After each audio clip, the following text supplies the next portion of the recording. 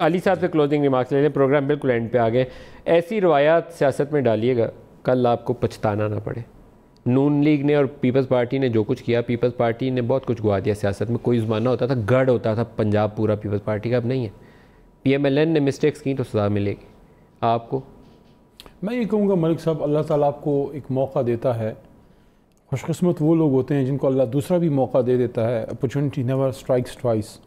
میاں صاحب کو اللہ نے 3 بار موقع دیا، میاں صاحب نے وہ موقع ضائع کیا. میں سمجھتا ہوں اللہ تعالیٰ نے موقع دیا ہے عمران خان صاحب کو، مجھے، ہماری جماعت کے لوگوں کو، اور ایک ایسے وقت میں جب پاکستان واقعی حقیقتاً کافی جو ہے چیلنجز کا ہمیں سامنا ہے.